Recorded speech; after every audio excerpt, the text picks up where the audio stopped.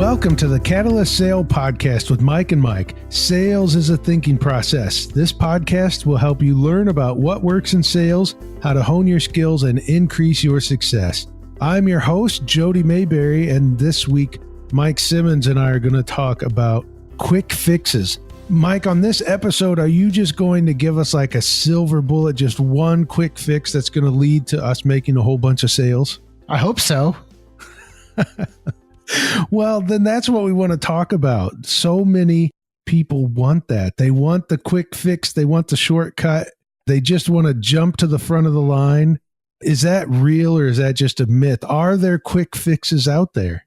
I don't think so. I think it's people preying on this desire that people have out there to find a quick fix, to find a shortcut. So you've got the snake oil salesman or whatever you want to call them, who's out there saying, here are the 5 steps to optimize SEO, or here are the 3 steps to lose 15 pounds or lose 10 pounds before the end of the first quarter. And right now, and we're recording this just before the end of 2017.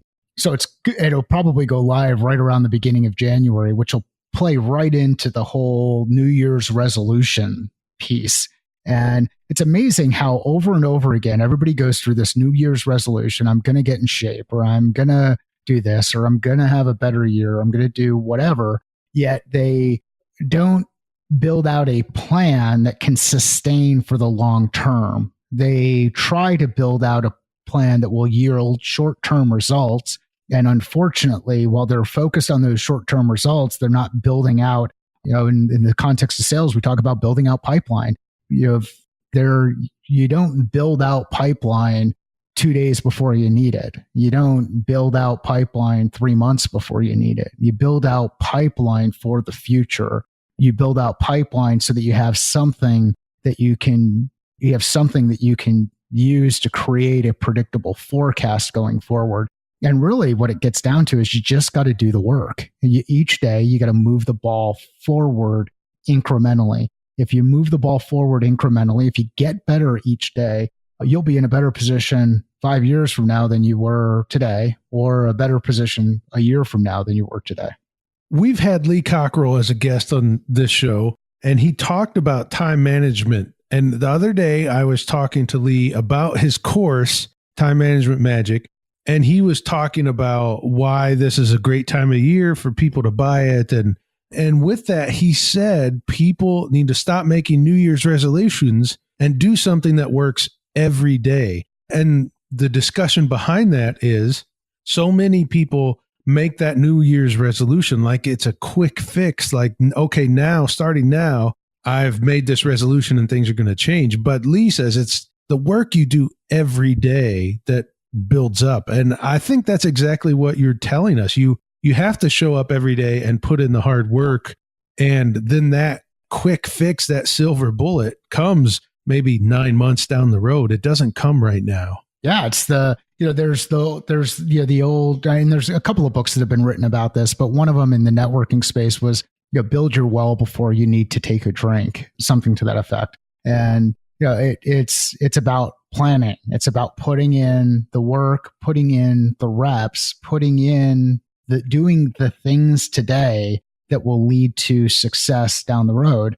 And we can talk about it in the context of fitness, or we can talk about it in the context of sales, or we can talk about it in the context of raising kids. I mean, these things all apply. I mean, I know that the challenges when we first brought Sean home from the hospital and the first time we had a baby in the house, we couldn't imagine how it could get any worse. And it's not that it got worse, it just continued to get different. But over time, if I could tell you this, if I had to deal with some of the stuff that we've dealt with as our kids have gotten into their teens, right when they were born, we would certainly have not been prepared to deal with those things. And not that we're even prepared to deal with them now, but it's just, there's this, I don't know if you want to call it successive approximation, or there's these steps where the steel gets harder, the more it's beaten, this hardened steel over time, it just goes through the rigors and challenges that life bring, and you get better. Well, think about that in the context of again, working out or the context of building out sales success, your sales success starts today. It starts with the outreach that you do to the new client. It starts with the planning that you put in place to determine who you should be talking to and why they might be interested in talking to you and what you might have that conversation about. And then having that initial conversation, building rapport. You don't close the deal on that first call unless you're working with a highly transactional product and that kind of a sales cycle where content is just kind of, or leads are just given to you. You're in a call center. That's going to be a little bit different. But, I don't know anybody who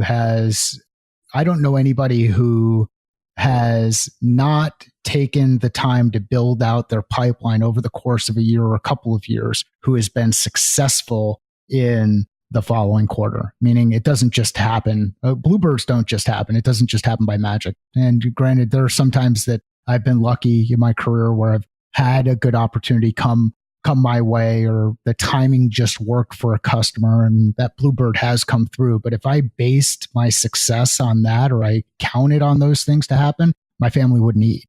Well, I want to step back to your example about your kid, that had you known, or had you had to go through the teenage years on the day you first became a parent, you wouldn't have been prepared.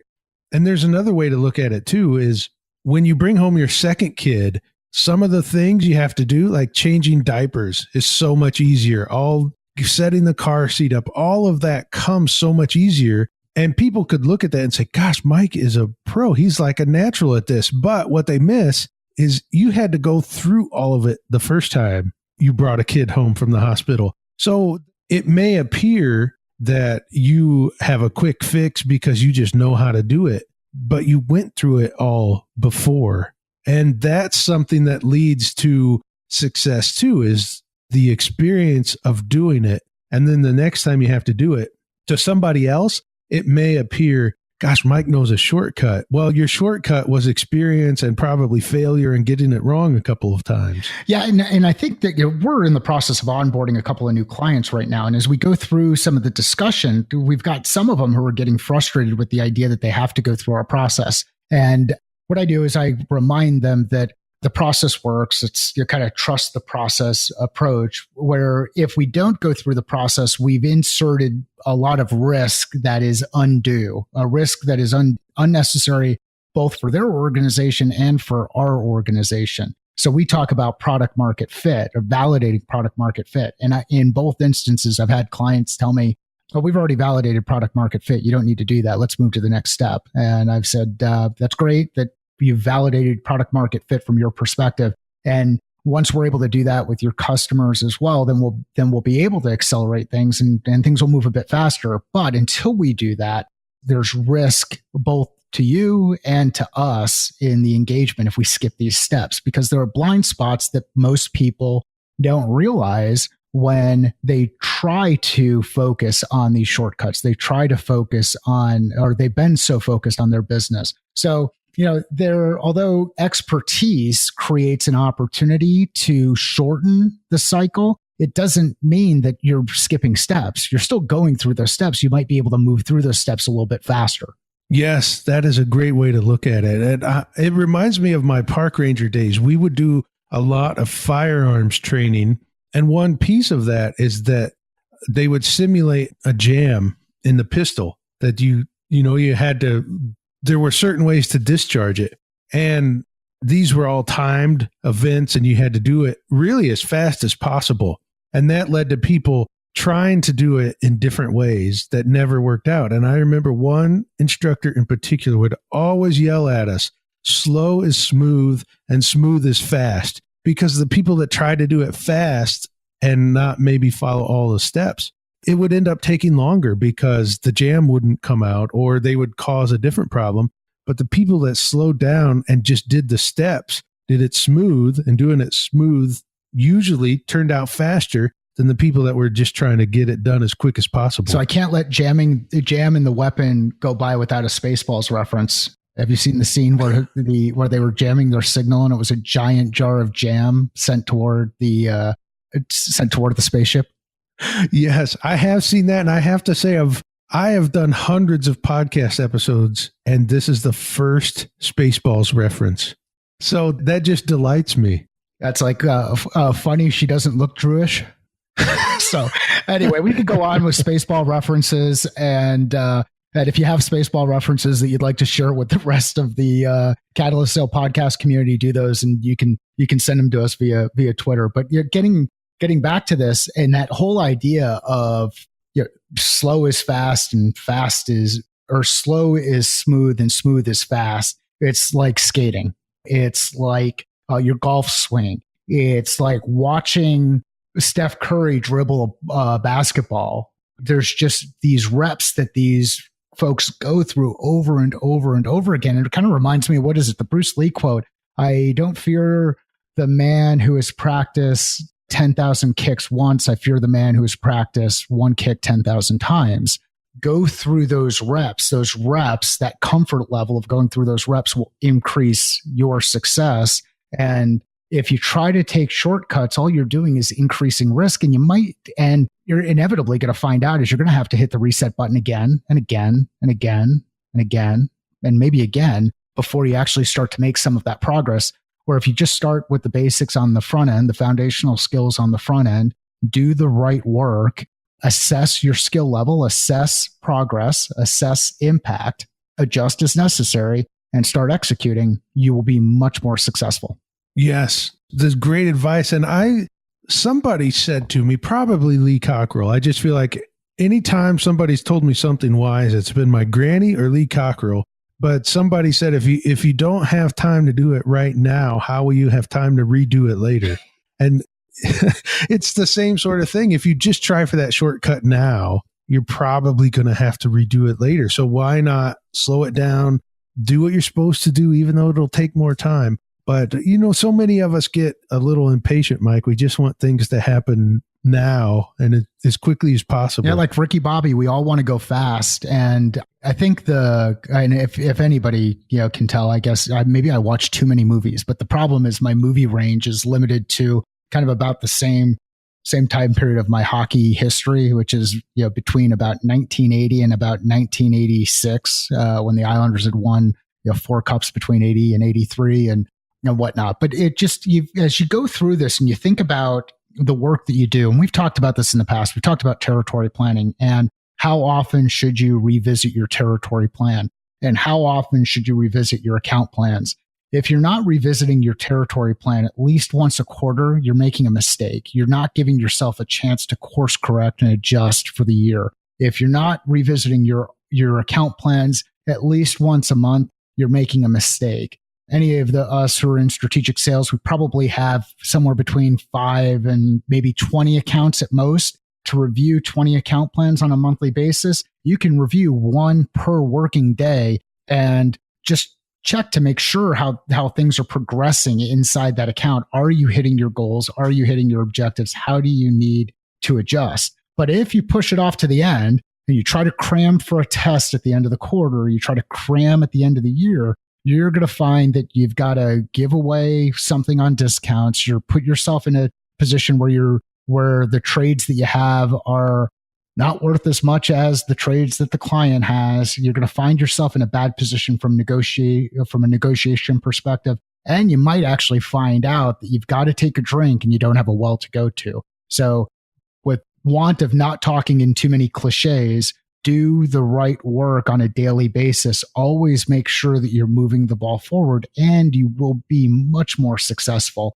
Things do not happen in an instant. They do not happen overnight. The progress is something that takes time, and you're going to have to start putting the work in at one point or another. So why not start today? That's good. And you are kind of on fire today with your college humor type movie references. Now you're going to make me go back to some really, really crazy movies. So I will not do that for the benefit of, one, I'm not going to date myself I'm not going to date myself, which I think I already have. And B, many of those movies just are not appropriate for our listening audience. We might get one of those explicit ratings. Well, this is great, though. I'm going to keep you away from those movies, but this topic has been really good. And I think a lot of it comes down to mindset. if you're looking for a quick fix, it's not out there, but that's not the bigger problem. The bigger problem is that your mindset is you think there is one and you're looking for it, which is keeping you away from doing the work that you need to do. So as we wrap this one up, Mike, give us the insight, what the pep talk we need to hear about changing our mindset away from thinking of quick fixes. I don't know that it's a pep talk. I think it's just really about looking back at your own lives personally and seeing where your best successes have happened, and have your best successes happen because you just happened to be in the right place at the right time and it was serendipitous and something just worked. If so, you've been very fortunate. But if the success that you've had, the nest egg that you've built for retirement, the down payment that you've built out to buy your first house, the product of your children that you have had happen through good parenting. If you look at those experiences, realize that there was a journey there. There were ups and there were downs. There were days that you didn't want to do the work, but you still made it happen. And there were days that you did the work and made it happen and felt good afterwards. I mean, heck, you think about Jody, you and your experience with your walking and your 10,000 steps a day and crossing the 6 million step mark. If you would have tried to walk 6 million steps in a row and you said, hey, I want to get that done by the end of the year, and I'm going to go ahead and start today on, again, we'll date this thing on December 7th, 2017. I want to be done at the end of the year. You would not be getting a lot of sleep done between now and the end of the year. That's a fact. Yes. Yeah, that's the thing. It's all about taking it step by step. You see how I pulled that bad reference in? Well done. Yeah, we'll leave the jokes to Connor. We'll let him come back and tell a couple of jokes as we go through it. Yeah, I'll make the request again to the audience. If you've got ideas, you've got topics, you've got thoughts that you want to get into, send those to us via Twitter. We're active on Twitter. We're active on LinkedIn. We're starting to become more active in Facebook. We're going to look at some of the video capabilities in Facebook and start playing around there. We really want to interact with the audience. And I would say test me. Send a tweet and see how fast I can respond. And you can do that at @Simmons_M or @CatalystSale. And for Mike Connor, it's @MConnorAZ. Wonderful. Hopefully we hear a lot that this becomes active, because Mike, you are pretty active on Twitter. So I know that's one place you and I even interact a lot. It's a good place to find Mike. It's a good place to find Catalyst Sale. So thank you so much, Mike. This has been a great topic. And it's one that I really like, because success, it just takes a while. And it takes a while to figure out what you're doing. So thanks a lot, Mike. And thank you for listening to the Catalyst Sale podcast.